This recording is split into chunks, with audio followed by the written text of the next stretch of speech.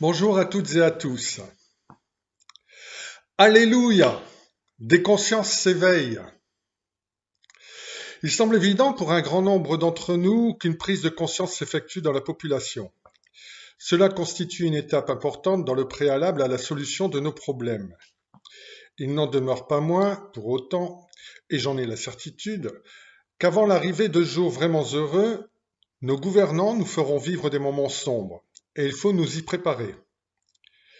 Concernant l'état d'urgence, le projet de loi prolonge jusqu'au 16 février 2021 l'état d'urgence sanitaire déclaré le 17 octobre 2020 pour un mois. Il prolonge également le régime transitoire de sortie de l'état d'urgence sanitaire jusqu'au 1er avril 2021. Une série d'habilitations à prendre des mesures économiques et sociales par ordonnance complète le texte.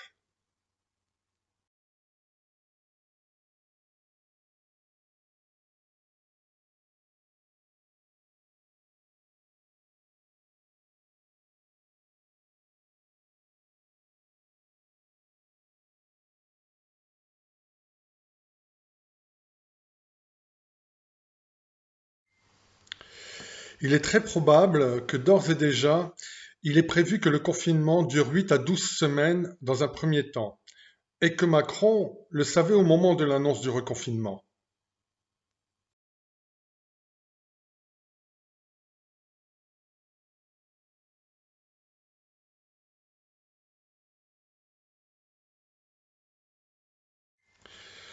Le secrétaire d'État à la transition numérique souhaite que l'État ait un pouvoir accru sur les GAFA. Est-ce que vous pensez que l'État doit avoir un droit de regard sur la manière justement dont ces plateformes régulent leur contenu ? Je pense que non seulement il doit avoir un droit de regard, mais il doit avoir la capacité de leur imposer d'avoir une modération, qu'elle soit algorithmique ou humaine d'ailleurs, à la hauteur de l'enjeu. Je pense que c'est absolument indispensable. Avez-vous remarqué que l'opposition est quasi muette aujourd'hui au regard de ce qu'il se passe dans notre pays ? Eh bien, je vous invite à suivre mon explication documentée qui, à la condition d'avoir visionné mes précédentes vidéos, devrait normalement vous fournir une vision claire de la situation et de cet état de fait. Voici une interview du juge italien antimafia Imposimato qui a établi les relations entre le groupe Bilderberg et la franc-maçonnerie. 20-30 anni dopo la serie di stragi sanguinose ancora nessuna verità, ma è possibile? La verità l'abbiamo in parte trovata, insomma, credo ormai è abbastanza chiara la verità, che ci sono state complicità dello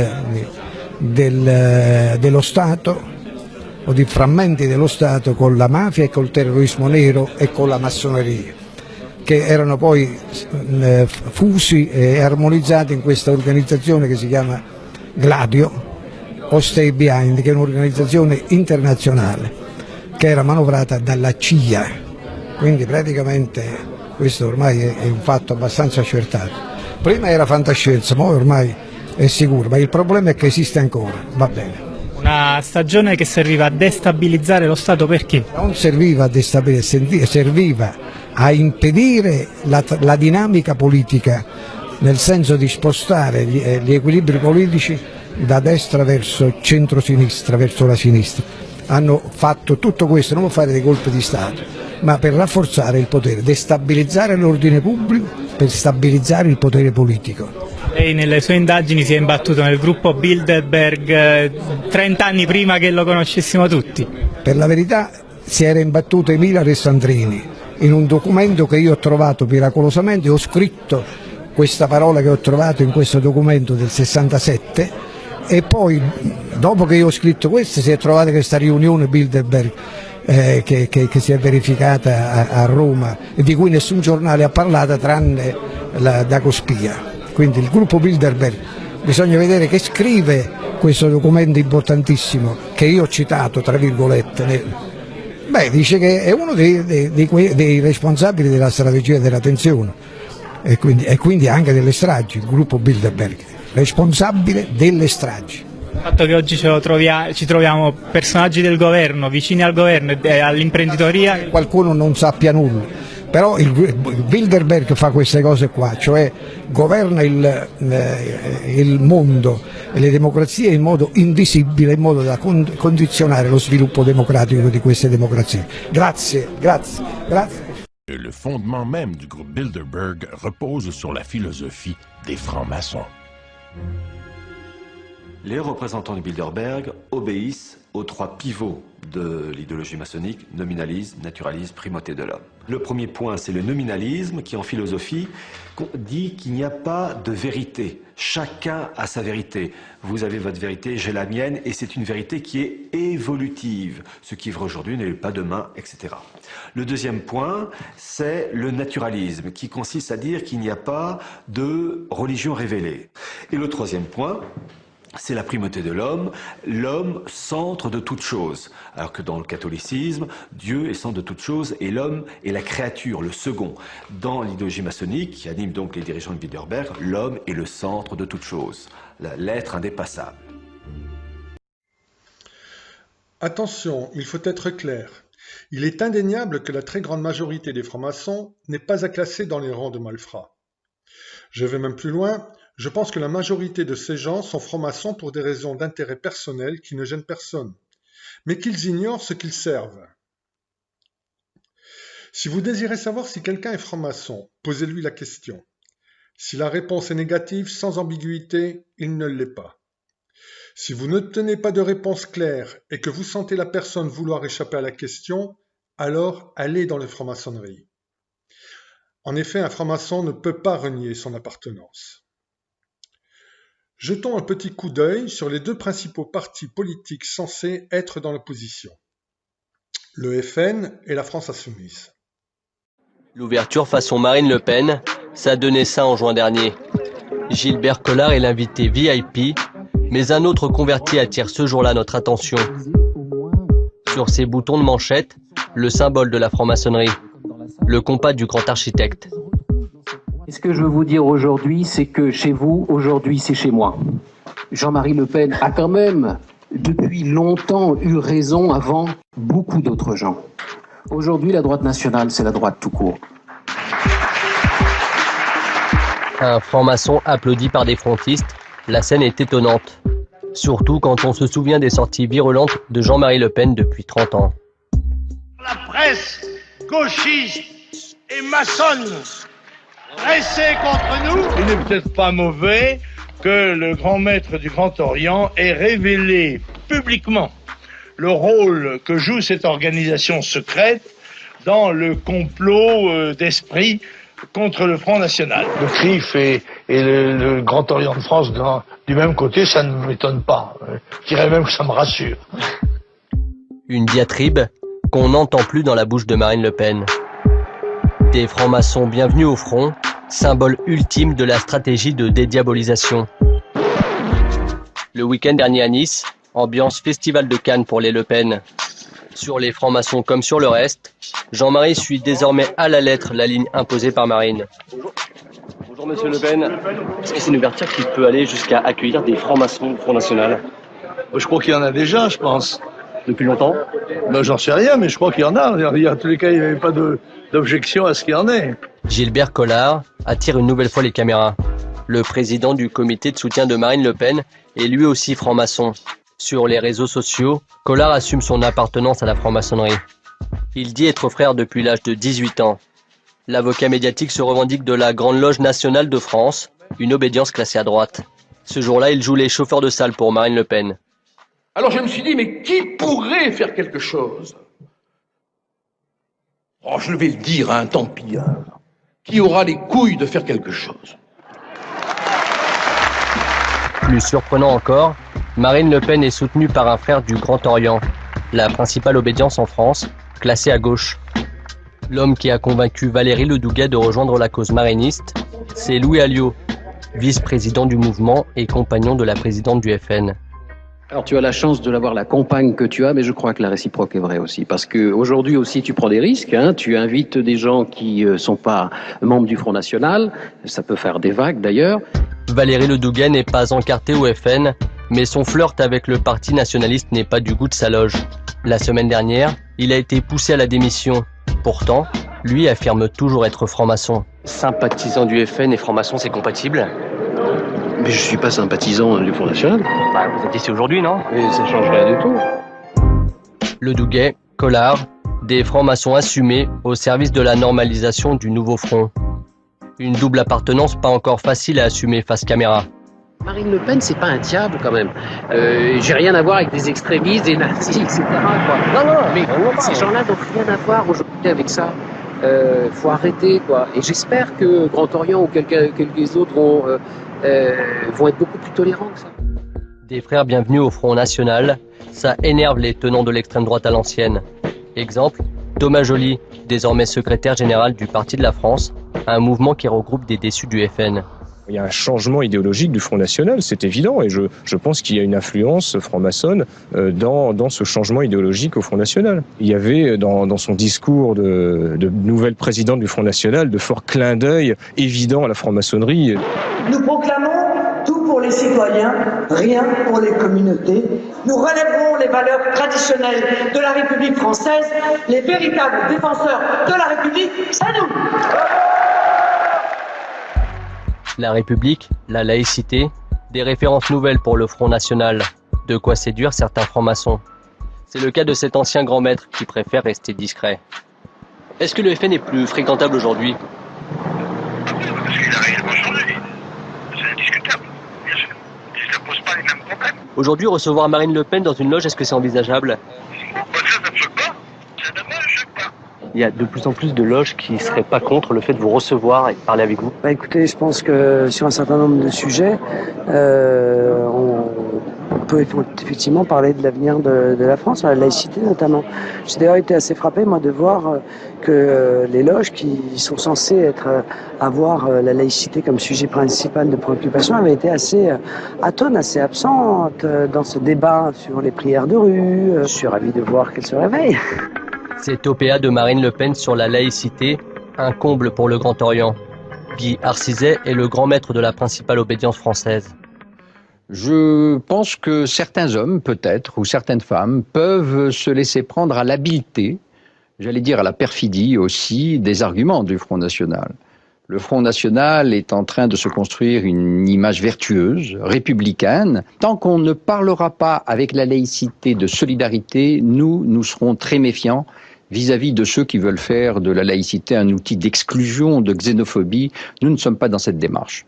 Alors, y a-t-il une stratégie du Front National pour attirer les francs-maçons? S'il y a des gens qui sont au Front National et qui ont de surcroît une partie, qui participent de surcroît à des loges, tant mieux. Mais en l'occurrence, si vous voulez, je pense pas que ce soit leur appartenance à une loge qui fait qu'ils viennent soutenir le projet.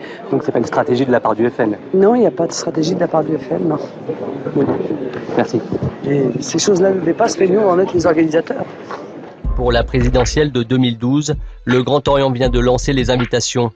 Tous les candidats seront les bienvenus pour des séances publiques, appelées tenues blanches, tous, sauf Marine Le Pen. Si, mais j'ai une question de Christiane dans l'Ardèche, Jean-Luc Mélenchon. Pourquoi rester chez les francs-maçons si ce n'est pour des voix? Pour moi, un franc-maçon, c'est du copinage. Il ne travaille jamais pour le bien de tous, mais pour le bien de ses semblables, ceux dont il a besoin ou qui les dominent, et enfin pour lui, en excluant la moitié de la société. C'est une question assez curieuse. Pourquoi dois-je répondre sur la pratique de la franc-maçonnerie? Mais pourquoi pas? Bon, je vais bien y répondre. Pourquoi pas, Jean-Luc Mélenchon? Vous avez dit, je suis franc-maçon. Non, moi je n'ai rien dit, Monsieur Bourdin. Je suis un homme discret et je ne veux pas que mes opinions philosophiques ou religieuses soient mises sur la table, car un élu doit représenter tout le monde. Maintenant, la question qui est posée sur la franc-maçonnerie, mais je ne veux pas parler de mes convictions philosophiques ou religieuses personnelles. Je peux dire, puisqu'il n'est plus là, que mon père l'était, puisqu'il n'est plus là, mon grand-père l'était également. La chose devient un peu plus claire, n'est-ce pas? Je voudrais vous faire part d'une info que je détiens depuis de nombreuses années. Une des intentions du groupe Bilderberg est de voir sur la planète 300 multinationales, le reste devant disparaître. Je n'ai pu malheureusement retrouver cette info qui m'est revenue en tête en observant les mesures adoptées aujourd'hui. Tout le monde peut constater les décisions prises qui vont à l'encontre de l'intérêt des petits commerces et des PME. Des anti-européens ont souvent dénoncé sur les plateaux télé l'interdiction qui est faite par l'Europe à ses pays membres d'aider les petites et moyennes entreprises. Je n'ai jamais entendu un pro-européen démentir cela, même si les protagonistes étaient face à face physiquement. Mais il faut que je dise par souci d'honnêteté qu'en cherchant des infos sur ce sujet, je n'ai trouvé sur le web que des articles prétendant le contraire, en reconnaissant toutefois qu'il leur était très difficile d'y accéder, et que par conséquent, rares étaient les démarches faites en ce sens. Ces difficultés procèdent-elles de cette intention concernant les 3 multinationales? Point d'interrogation. Maintenant, il y a 2 questions qui se posent. Premièrement, pourquoi, malgré les explications données par nos autorités, des personnes s'étonnent d'événements qui surgissent et ou ne les comprennent pas du tout, et ou aussi peuvent les comprendre en trouvant qu'il y a exagération ou ressentir un certain malaise les concernant. Je parle des attentats, des couvre-feux, des confinements, des lois et décrets liberticides, des mesures sanitaires prises en ce moment. Quoique certaines personnes s'y soumettent sans se poser de questions. Deuxièmement, pourquoi d'autres ne s'en étonnent-ils pas, ayant le sentiment, voire même la certitude de parfaitement les comprendre, et de tellement bien les comprendre qu'ils sont parfois, pour ne pas dire souvent, en mesure de les prédire. Celles et ceux faisant partie du premier groupe, n'aspirent-ils pas à entrer dans le deuxième? Si oui, il faut s'armer en premier lieu de courage pour affronter des vérités, et accepter d'être méprisé, voire rejeté par son entourage. Je veux dire d'entrer dans la très vilaine secte des complotistes. Je vais d'ailleurs vous en présenter un tout de suite. Comme toutes les personnes faisant partie de cette abominable secte, inutile de vous préciser la montagne d'insultes que cet homme a reçues. Voici ce qu'il déclarait le 4 octobre 2020. 48 dernières heures, j'ai reçu de plusieurs sources différentes des informations confidentielles. Donc, je vous les partage au prix où je les ai reçus, c'est-à-dire pour 0 € ou 0 $. Donc, les informations que j'ai reçues de personnes qui en ont marre et qui veulent qu'on sache ce genre d'informations, c'est que quelques grandes entreprises françaises dans lesquelles le gouvernement a des participations, je vous laisse deviner lesquelles, parce que je ne veux pas non plus brûler et compromettre les personnes qui m'ont donné ces informations, mais imaginez des grosses entreprises françaises dans lesquelles il y a une participation du gouvernement. Ça va? Bon. Ces entreprises ont été toutes prévenues avec le même message, c'est que la France va être reconfinée le 28 octobre 2020. Donc on est reparti pour un tour. Et c'est un confinement qui va très probablement durer plusieurs mois. J'ai aussi une information reçue de la haute hiérarchie des forces armées françaises où on leur a demandé de se préparer à tous les scénarios possibles de guerre civile au mois de novembre en France.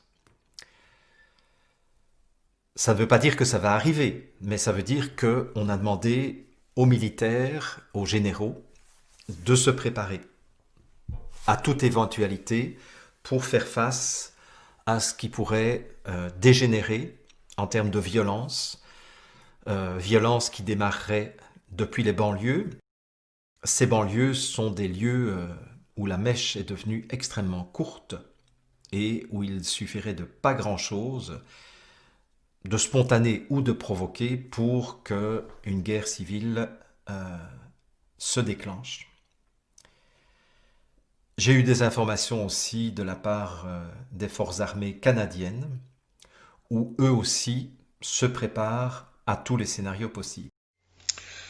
En fait, chers amis, ce que nous pensons, c'est que de gré ou de force, tous les hommes seront amenés à comprendre et admettre que véritablement un complot est mené contre les peuples.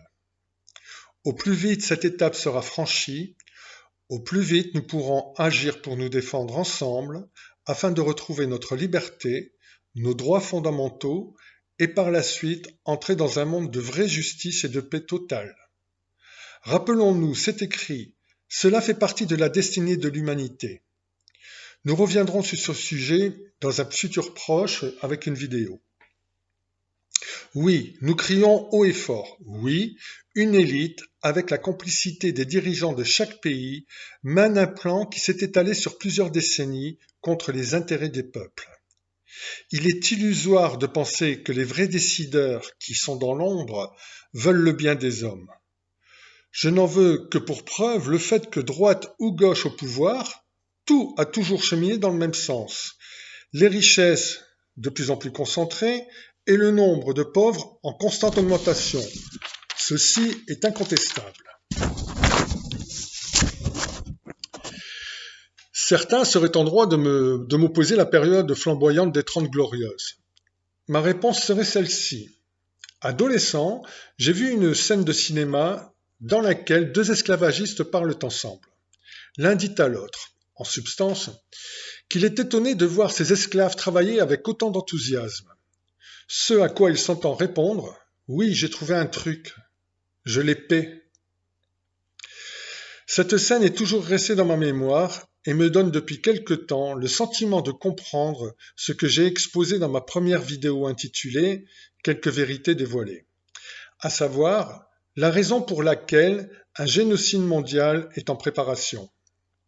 En effet, en prenant de la hauteur, il n'est, de mon point de vue, pas complètement débile de se dire « Maintenant que par notre travail collectif, nous avons mis à la disposition de l'élite les algorithmes, les robots, bref, toutes les technologies et toutes les sciences qu'elle souhaitait posséder. Elle peut considérer ne plus avoir besoin de nous, ou du moins autant d'hommes pour les servir, et donc vouloir se débarrasser de ce qu'elle considérerait comme encombrant, et ce, grâce au vaccin combiné avec le brevet de Microsoft de Bill Gates. Le reste serait destiné à être esclave qu'elle pourrait contrôler grâce à la technologie, toujours de ce même brevet et vaccin. Puisque le père de quantité de chercheurs de vérité, David Icke, a établi que le cinéma hollywoodien annonce notre futur, ce qui est souvent rappelé dans notre fameuse phrase « La réalité dépasse la fiction », je vous invite à visionner la fin du film Divergente. Le héros parvient à atteindre l'ordinateur dans lequel se trouve le programme de contrôle des policiers, qu'il réussit à couper avant que ceux-ci ne tuent des civils. N'oubliez pas, la réalité dépasse la fiction. N'oubliez pas de bien étudier le vaccin et le brevet de Microsoft de Bill Gates déposé le 20 mars 2020 de cette année donc. J'entends les cris d'ici, ce type est fou. Mais dites-moi, ceux qui sont à l'origine des crimes d'État, des guerres, des famines déclenchées volontairement et tutti quanti, ne sont-ils pas fous? Ne sont-ce pas eux les fous? Ce sont les mêmes qui nous dirigent. Maintenant, voici une interview d'Edward Snowden, lanceur d'alerte américain, informaticien, ancien employé de la CIA et de la NSA. Il a révélé l'existence de plusieurs programmes de surveillance de masse américains et britanniques, ce qui l'a obligé à s'exiler. When I think about the future, when any of us look at where this is heading, we need to think about where we've been.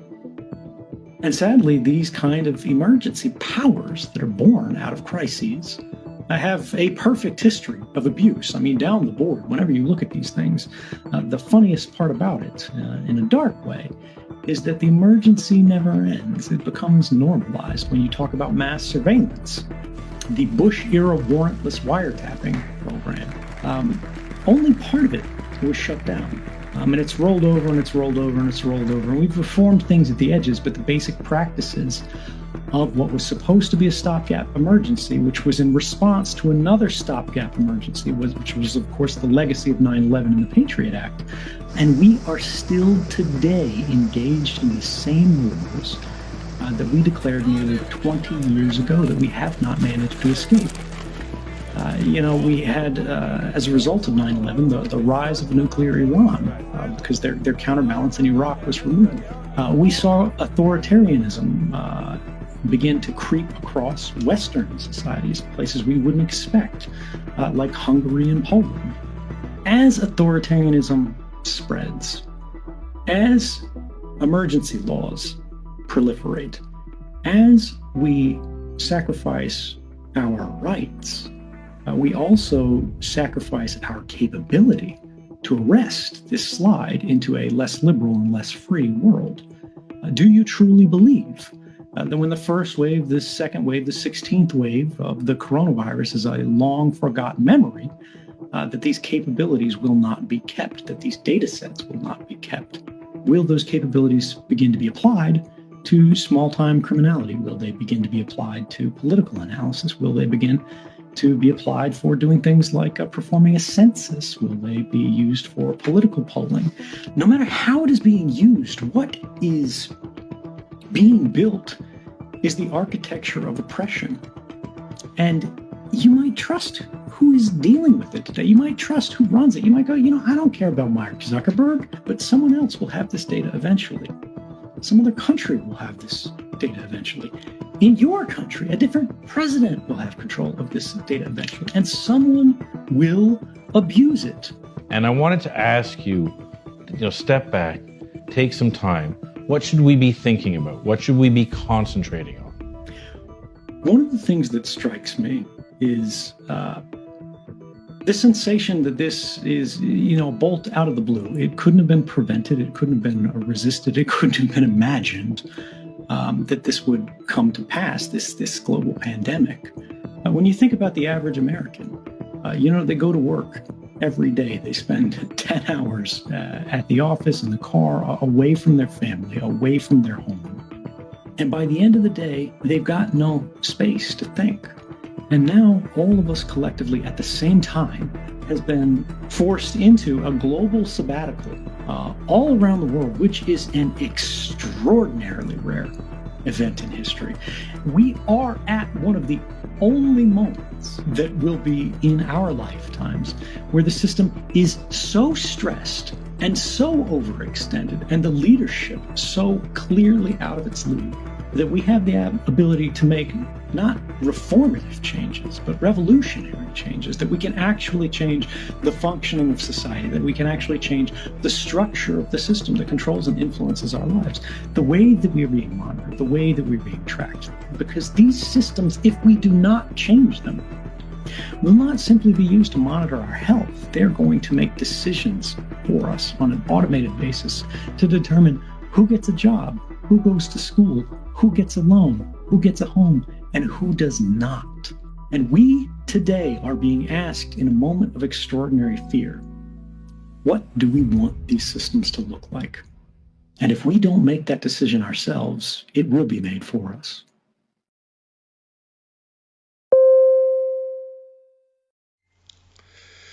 Voici la seule personne politique, à ma connaissance, qui a dit les choses vraiment clairement. Et je suis désolé de le dire, mais il faut bien que quelqu'un le dise.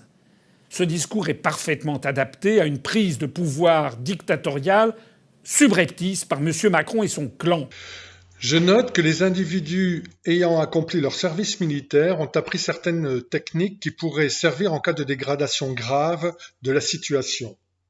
Mais qu'aujourd'hui, les civils n'étant plus soumis à ce devoir, les personnes ne les connaissent plus. Je note que la population s'est trouvée dans l'obligation de rendre toutes les armes qu'elle possédait chez elle. Je note que dans les quartiers où règne l'état de non-droit, toutes les armes sont laissées à ces populations et ne sont pas récupérées par les autorités. Je note que l'on crie à la liberté d'expression pour publier des caricatures abjectes de Mahomet, mais que l'on me censure lorsque je dis des vérités qui dérangent et qu'on laisse parler allègrement des personnes qui profèrent des mensonges ou du n'importe quoi. Je dis que tout cela est de très mauvais augure. Une chose importante, chers amis. Un certain nombre de personnes me font savoir qu'il leur est difficile de lire les vidéos sur leur portable. Voici une des raisons majeures pour lesquelles l'accès à l'information est difficile pour celles et ceux qui ne sont pas équipés de façon adéquate. Ceci est bien entendu très dommageable. Il suffit de comparer avec ce qu'il s'est passé pendant la Deuxième Guerre mondiale.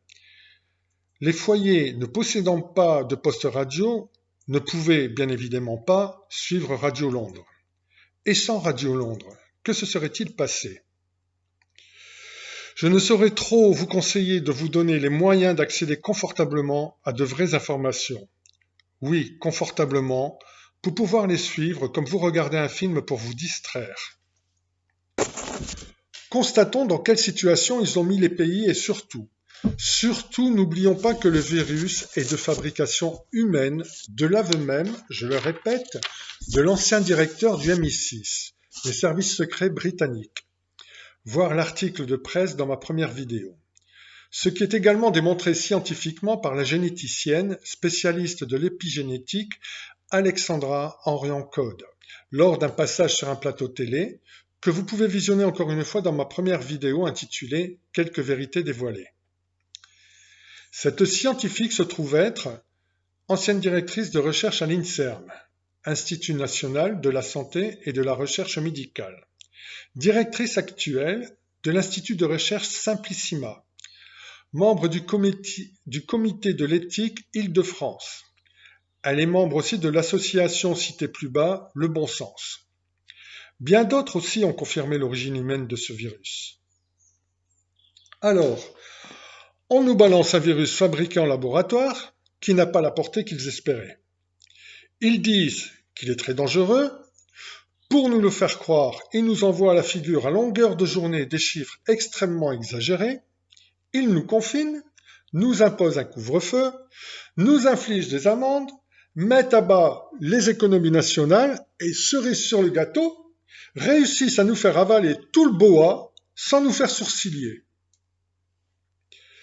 Moi, je n'ai pas d'enfant et j'ai le sentiment de me faire plus de soucis que grand nombre de personnes qui en ont. Mais j'ai des milliards de frères et sœurs sur cette planète. Alors, où êtes-vous, parents et grands-parents ? Et vous, représentants de la loi, que faites-vous de vos enfants ? Prenez la peine de regarder les chiffres de l'INSEE concernant les décès, toutes causes confondues, en remontant sur quelques années passées. Pour le moment, cet institut semble encore intègre. Et dites-moi, où voyez-vous une pandémie dans sa vraie définition ? Tout au début, le critère était les morts, avec, semble-t-il, pour gonfler les chiffres, des décès dont la cause principale n'était pas le Covid. J'ai personnellement reçu des témoignages allant dans ce sens de la part de médecins travaillant en hôpital. Lorsque le nombre de morts n'était plus suffisant pour soutenir leurs propos mensongers, le critère sur lequel on s'est appuyé était le nombre d'hospitalisations en comptant, pour gonfler les chiffres, des pathologies n'ayant rien à voir avec le Covid, jusqu'à des fractures de jambes suite à un accident de moto, témoignage de la victime même. Lorsque le nombre d'hospitalisations à son tour n'était plus suffisant pour soutenir leurs propos mensongers, on s'est rabattu sur le nombre de tests positifs, tests qui venaient d'être largement distribués dans le pays, en considérant pour gonfler les chiffres que les tests positifs correspondaient à des malades du Covid, ce qui bien sûr, de l'avis de tous les médecins, est une pure aberration. Quand cette argumentation est clairement énoncée sur un plateau télé, aucun des médecins participant à la propagande mensongère, comme le docteur Blattier, ne sort du silence pour démentir. Curieux, non ? Lorsque des épidémiologistes expliquent sur des plateaux télé qu'au-delà de 24 cycles, un test n'est plus du tout fiable parce que l'on trouvera forcément une trace et que les tests font souvent 40 cycles, ce qui amène à la constatation d'une erreur de 90% sur les chiffres de tests positifs annoncés, aucun des médecins participant à la propagande mensongère ne sort du silence pour démentir. Ou plutôt si, pour couvrir la voie afin que le plus possible de personnes ne puissent pas entendre ce qui est divulgué. Lorsqu'en Haute-Corse, 3 jours avant le couvre-feu, on nous met dans la panique alors qu'il n'y a en réanimation que 3 patients à l'hôpital de Bastia, témoignage d'une personne y travaillant. Ville de plus de 70 000 habitants, mais tenez-vous bien, seul hôpital pour toute la Haute-Corse. Que voulez-vous que nous en concluions? Maintenant que nous rentrons en hiver, bien sûr, le nombre d'hospitalisations augmentera, mais pas plus que les années précédentes. Alors les sceptiques, avez-vous le courage d'aller chercher sur le site de l'INSEE une trace improbable d'une pandémie ou préférez-vous rester dans un déni bien confortable et continuer à nous discriminer lâchement? Voici une information de taille sur ce qui est envisagé dans un futur très proche. 6e réunion qui va se faire en Thaïlande. Écoutez bien les dates, c'est le 18 et 20 novembre, donc c'est le mois prochain, ça approche très vite. Voilà comment l'élite a tout préparé. Et maintenant, on va passer au document le plus important ici, un document très important, c'est-à-dire les dates du verrouillage également qui sont évoquées. Voilà ici la Thaïlande, vous voyez un petit peu le document. 18 et 20 novembre, ils vont se réunir et faire un meeting là-bas. Ils vont accueillir donc une 6e réunion ministérielle. Et donc, c'est le sujet que je vous ai juste évoqué avant, faire le pont entre l'action coopérative pour la sécurité sanitaire mondiale, dont ça va se passer le 18 et 20 novembre 2020 en Thaïlande. Ils n'ont que ça à faire, je suis vraiment désolée de vous le dire en direct. Voilà, donc ils vont partir en Thaïlande pour parler de tout ça, mais déjà tout est planifié, hein. Donc on va voir la suite. Quels sont les objectifs ici?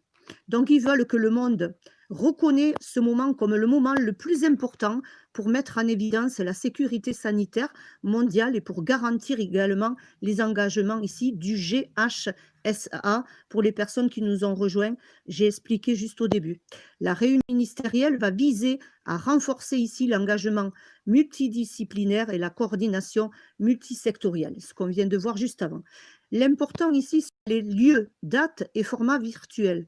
En raison de la situation mondiale actuelle, en ce qui concerne la pandémie, cette réunion ministérielle se tiendra virtuellement.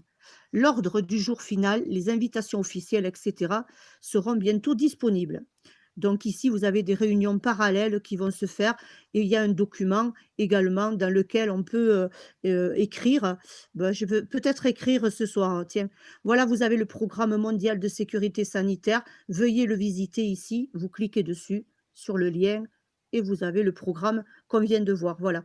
Donc attention, ça c'est important puisque c'est la 2e phase du verrouillage. Et donc on va partir au Canada maintenant, puisque c'est le Canada qui, grâce à Dieu, il y a encore des gens vraiment qui veulent le bien pour l'humanité, qui ont pu faire filtrer des documents. Alors, vous rappelez le verrouillage de l'Australie, hein, voilà. Donc, ça vient de l'Australie, le Canada, vous savez, eux aussi, ils souffrent également des verrouillages qu'ils ont eus. Et là, voilà. Voilà comment le Canada devient tyrannique et le 2e verrouillage total des camps d'isolation, pour ceux qui refuseront. Eh bien oui, c'est annoncé noir sur blanc. Et vous avez un article qui a été publié par un homme, et on va le remercier du fond du cœur parce que franchement, sans lui, on n'aurait jamais eu ce document et là, vous avez tout. Alors, c'est parti parce que là, il y a de la lecture un petit peu, mais vous avez les verrouillages et tout ce qui nous attend, les amis. Tout est écrit. Donc, voilà quelqu'un qui a participé à une réunion, qui a pu faire filtrer le document et je vais vous en parler de suite. Allez, on est parti. Alors, qu'est-ce qu'ils nous disent? Ils veulent mettre en place une feuille de route et l'objectif a été défini ici. Et voici également les éléments qui sont les plus importants.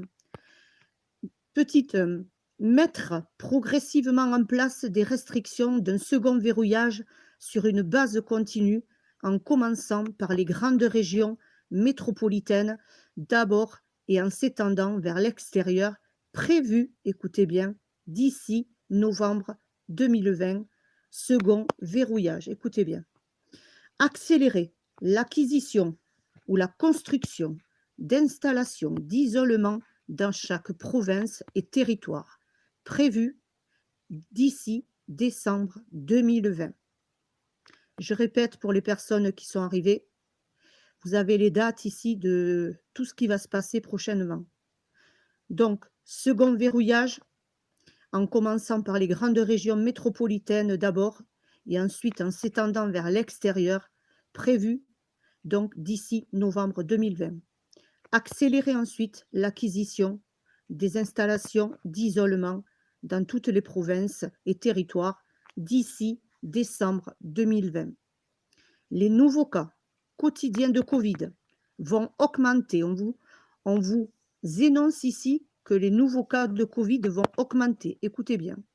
Au-delà de la capacité de test, y compris une augmentation des décès qui vont être liés donc au COV ou on verra bien à quoi, je ne sais pas du tout, en suivant les mêmes courbes de croissance. C'est-à-dire qu'ici, on nous évoque en novembre une augmentation de personnes qui vont décéder. Second verrouillage, qui sera complet et total, beaucoup plus strict que les restrictions du premier verrouillage et la deuxième phase du roulement, prévue décembre 2020, début janvier 2020. Réforme et extension du programme de chômage en vue de sa transition vers le programme de revenus de base universel prévu d'ici le premier trimestre 2021. Mutation, écoutez bien, projetée du Covid, donc ils disent qu'il va y avoir une mutation projetée du Covid ou une co-infection avec un virus secondaire qui va s'appeler le virus Covid 2021, qui va conduire à une troisième vague avec un taux de mortalité beaucoup plus élevé et un taux d'infection plus élevé d'ici février 2021. Les nouveaux cas quotidiens d'hospitalisation au Covid-21 et décès liés au Covid-19 et au Covid-21 vont dépasser la capacité des établissements de soins médicaux. C'est prévu pour le premier trimestre et deuxième trimestre 2021. Il y a toutes les dates. Je continue. Des restrictions de verrouillage améliorées, appelées le troisième verrouillage, seront mises en œuvre.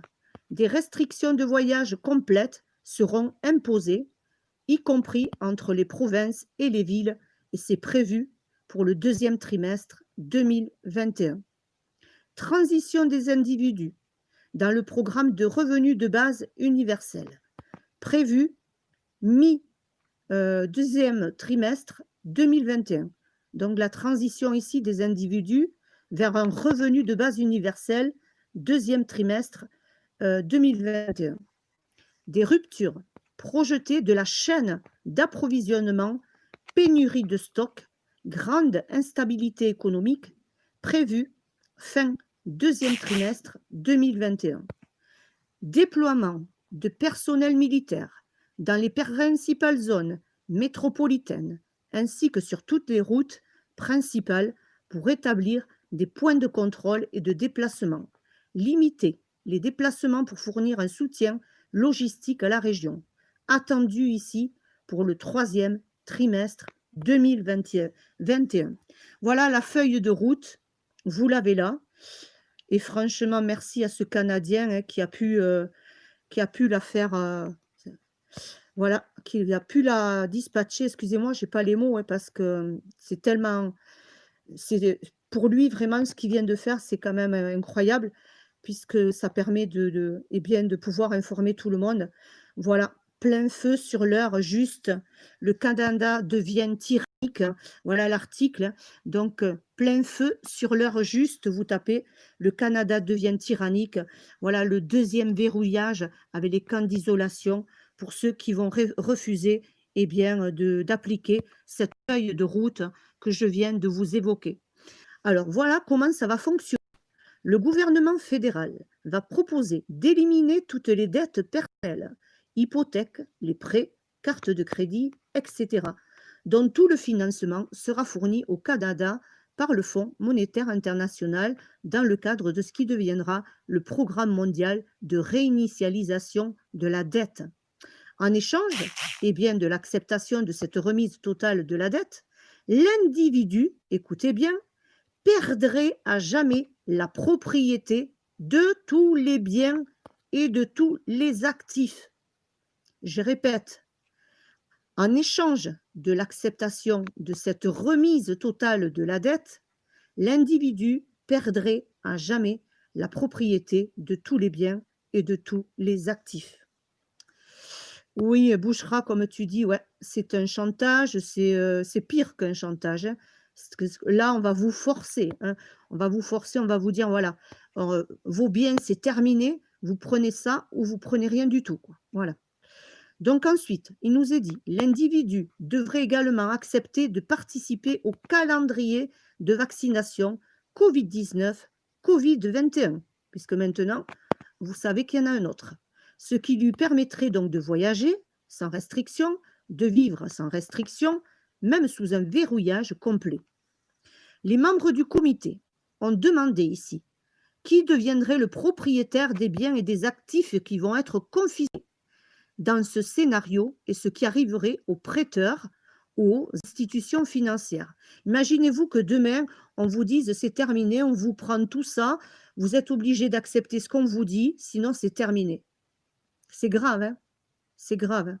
Pourtant, on vous l'a dit, on vous a dit combien c'était grave ce qui allait arriver et vous l'avez sous les yeux. Donc ici, c'est le programme de réinitialisation de la dette mondiale qui va se charger de tous les détails. Voilà.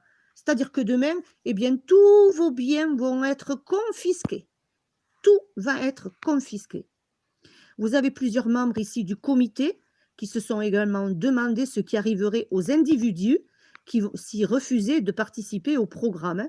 Donc, le programme, il s'appelle World Deb Reset, ou Health Pass, voilà, ou un calendrier de vaccination. Et la réponse que nous avons obtenue était très troublante. Essentiellement, on nous a dit qu'il était de notre devoir de nous assurer que nous élaborions un plan pour que cela ne se produise jamais. C'est-à-dire qu'on est en train de leur dire de participer, vous imaginez. Donc ces gens-là qui ont participé à la réunion, qui ont pu faire filtrer le document, on leur a dit, voilà, il faut à tout prix que ce plan soit élaboré et que vous le meniez. Voilà. Et heureusement qu'il y a encore des gens qui sont dans la bonté et qui ont pu nous, puisqu'on a déjà les dates du deuxième verrouillage, etc. Donc, on nous a dit qu'il était dans l'intérêt des individus de participer. Voilà. Donc, aujourd'hui, tu es obligé de participer. Parce que sinon, eh bien, tu pars dans le camp d'isolement, c'est ce qui va se passer. Alors, il est dit ensuite, excusez-moi pour les notifications en direct. Alors, ce que je vais faire, vous inquiétez pas, c'est que je vais vous le faire à part, dans une vidéo, comme ça vous pourrez l'écouter et le partager, d'accord? Je vais tout relire et vous le partager dans une vidéo. Je vais le faire juste après le live. Lorsque plusieurs membres du comité ont insisté sans relâche pour obtenir une réponse, on nous a dit que ceux qui refusaient vivraient d'abord indéfiniment sous des restrictions de verrouillage et que sur une courte période de temps, alors de plus en plus, donc ici, c'est par rapport aux Canadiens, hein, puisque ça a circulé au Canada et ça va se passer chez nous, c'est la même chose. Passerait au programme d'annulation de la dette, ceux qui y refuseraient de participer seraient considérés comme un risque pour la sécurité publique et seraient transférés dans des établissements d'isolement.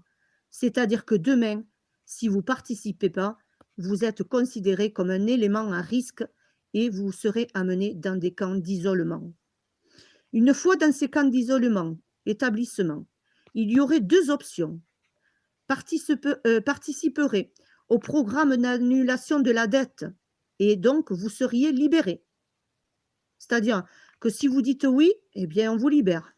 Ou vous resteriez indéfiniment dans l'établissement d'isolement sous la classification d'un risque grave pour la santé publique. Voilà. Demain, vous allez tous devenir un risque grave si vous ne souhaitez pas rester dans le système.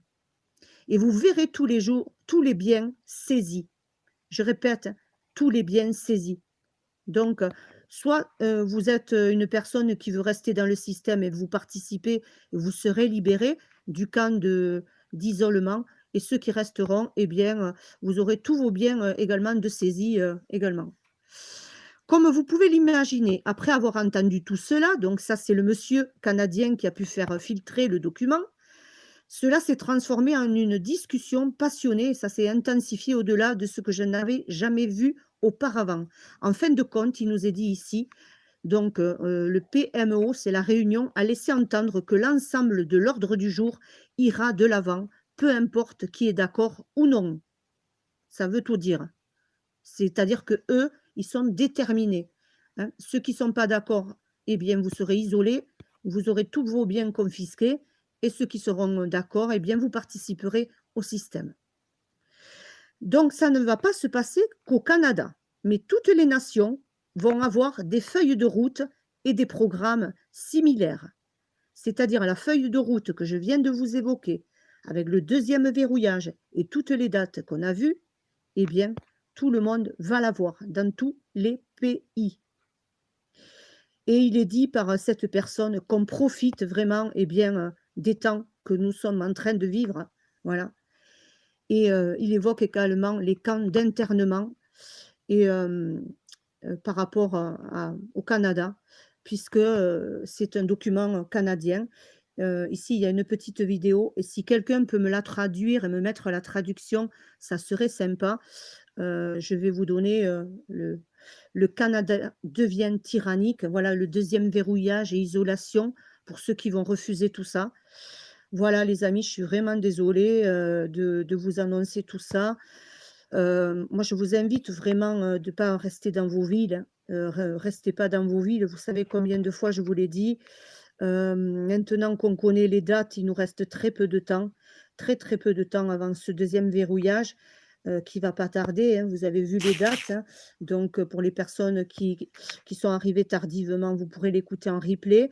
Moi, je vais vous le refaire dans une vidéo. Voilà. Comme ça, vous pourrez tout écouter et vous pourrez le partager également. Voilà, les amis. Si la motivation de notre inaction est la peur de perdre nos biens ou que sais-je, notez bien qu'elle ne tient plus. Comprenez bien aussi que je ne vous informe pas de tout cela de gaieté de cœur, mais seulement pour servir l'adage suivant « Un homme averti en vaut deux ». Pour lutter contre ce qui nous arrive, des associations se sont créées. Réaction 19, qui aide, entre autres, à ne pas payer les éventuelles amendes relatives aux décisions prises en ce moment concernant la pseudo-crise sanitaire.